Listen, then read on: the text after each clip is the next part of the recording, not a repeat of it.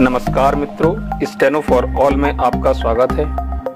हम आपको 80 शब्द प्रति मिनट की गति से हिंदी डिक्टेशन उपलब्ध कराने जा रहे हैं। एक विशेष सूचना सुने ध्यान से।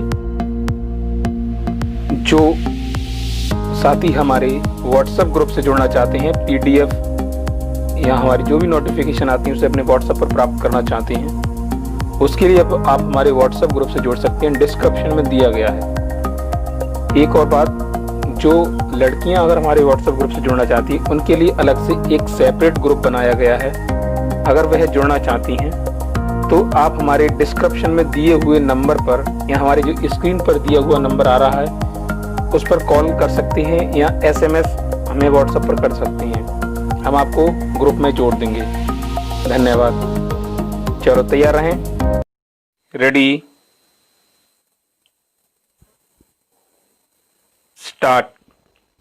यदि एक ऐसे व्यक्ति का नाम पूछा जाए जिसने हॉकी के खेल में अपने करिश्माई प्रदर्शन से पूरी दुनिया को अचंभित कर खेलों के इतिहास में अपना नाम स्वर्ण अक्षरों में अंकित करवा लिया हो, तो जवाब के रूप में केवल एक नाम मेजर ध्यानचंद ही होगा।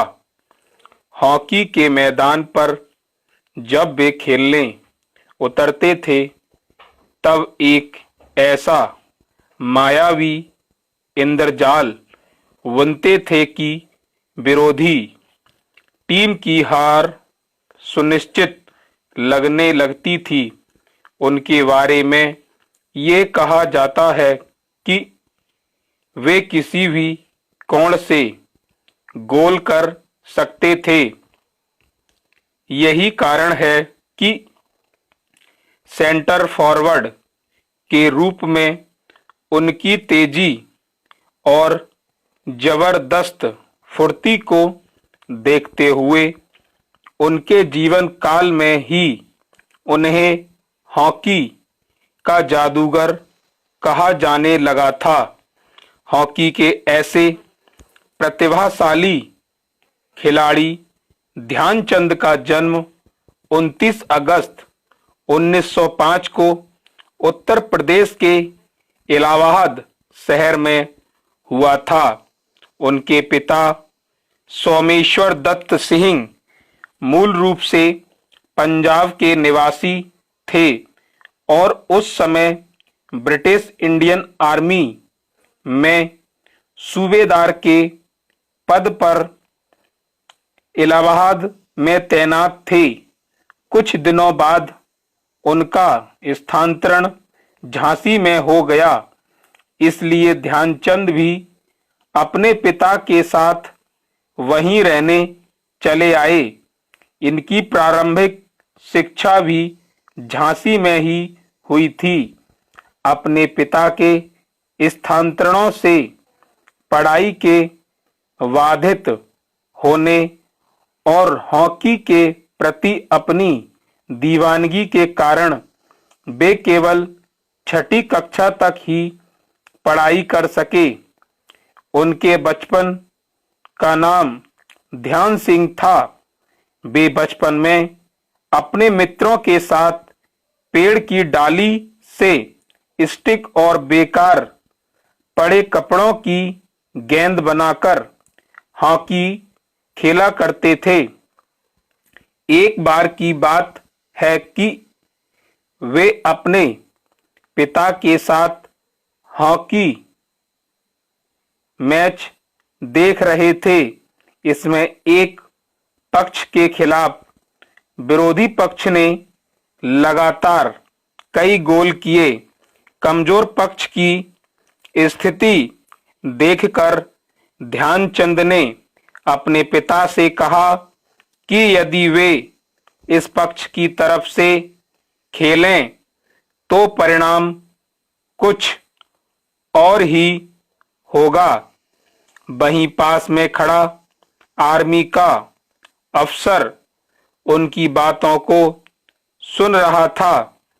उसने ध्यानचंद को कमजोर पक्ष की ओर से खेलने दिया और थोड़ी ही देर में विरोधी टीम के खिलाफ लगातार 4 गोल कर उन्होंने अपनी अद्भुत प्रतिभा का परिचय दे दिया।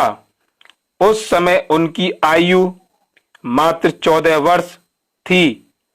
उनकी प्रतिभा से प्रभावित होकर कुछ समय बाद आर्मी के उस ऑफिसर ने उन्हें मात्र 16 वर्ष की आयु में इंडियन आर्मी में भर्ती कर लिया।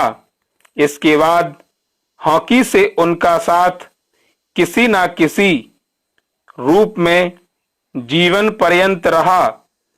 आर्मी में शामिल होने के बाद उनके ब्राह्मण रेजिमेंट के कोच भोले तिवारी इनके पहले कोच बने।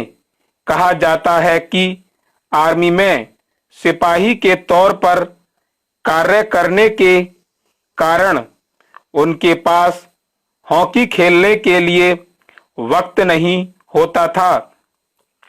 इसलिए रात को जब उनके सभी साथी बैरक में सो जाते थे तब ध्यानचंद चांद की रोशनी में हॉकी की प्रैक्टिस किया करते थे। इससे हॉकी के प्रति उनकी दीवानगी का पता चलता है। आर्मी में शामिल होने के साथ ही उनके हॉकी खिलाड़ी के रूप में करियर की शुरुआत तब हुई जब 21 वर्ष की आयु में वर्ष 1926 में उन्हें न्यूजीलैंड जाने वाली भारतीय टीम में चुन लिया गया। इस दौर में भारतीय सेना की टीम ने 21 में से 18 मैच जीते थे। 23 वर्ष की उम्र में ध्यानचंद वर्ष 1928 के एम्स्टर्डम ओलंपिक में पहली बार भाग ले रही भारतीय हॉकी टीम के सदस्य चुने गए। यहां 4 मैचों में भारतीय टीम ने 23 गोल किए और अंत में स्वर्ण पदक जीतने में कामयाब रही। वर्ष 1932 में लॉस एंजल्स ओलंपिक में भारत ने अमेरिका को 24-1 के रिकॉर्ड अंतर से हराया। इस मैच में ध्यानचंद एवं उनके बड़े भाई रूप सिंह ने 8-8 गोल किए थे। इस ओलंपिक में भी भारतीय टीम को स्वर्ण पदक प्राप्त हुआ। वर्ष 1936 के बार्लिन ओलंपिक में ध्यानचंद भारतीय हॉकी ओलंपिक टीम के कप्तान थे। 15 अगस्त 1936 को हुए फाइनल मैच में भारत ने जर्मनी को 8-1 से हराकर स्वर्ण पदक पर कब्जा किया। इस मैच को जर्मनी का तत्कालीन तानाशाह हिटलर भी देख रहा था। कहा जाता है कि मैच समाप्त होने के बाद स्वयं उसने ध्यानचंद से मुलाकात कर उनके खेल की तारीफ की थी। इतना ही नहीं, विश्व के महान क्रिकेटर डॉन ब्रैडमैन को भी ध्यानचंद ने अपना कायल बना दिया था। वर्ष 1932 में भारतीय हॉकी टीम ने वर्ष भर में कुल 37 मैच खेलकर 338 गोल बनाए थे और इनमें से 133 गोल ध्यानचंद ने किए थे। उनके भारतीय हॉकी टीम के वर्ष 1979 में जब ध्यानचंद बीमार हुए तो उन्हें दिल्ली के अखिल भारतीय आयुर्विज्ञान संस्थान में भर्ती करवाया गया। उन्हें बचपन के सारे प्रयास विफल रहे और 3 दिसंबर 1979 को उनका देहांत हो गया। झांसी में उनका अंतिम संस्कार किसी घाट पर न कर उस मैदान पर किया गया जहां वे हॉकी खेला करते थे। अपने जीवन काल में अभूतपूर्व उपलब्धियां प्राप्त करने के बाद भी इस महान व्यक्तित्व ने अपनी आत्मकथा गोल में लिखा है, आपको मालूम होना चाहिए। ब्राह्म।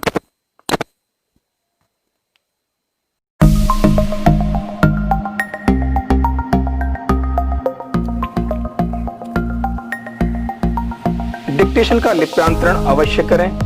चेक करने के लिए आप हमारे डिस्क्रिप्शन में दिए गए पीडीएफ लिंक से पीडीएफ डाउनलोड कर सकते हैं। अगर आपको अच्छा लगे तो लाइक शेयर कमेंट अवश्य करें, जिससे हमें मोटिवेशन मिलता है, और अपने साथियों के साथ शेयर अवश्य करें और बेल आइकन हिट करना नहीं भूलें, जिससे हमारा आने वाला वीडियो सबसे पहले आपको मिल सके। धन्यवाद।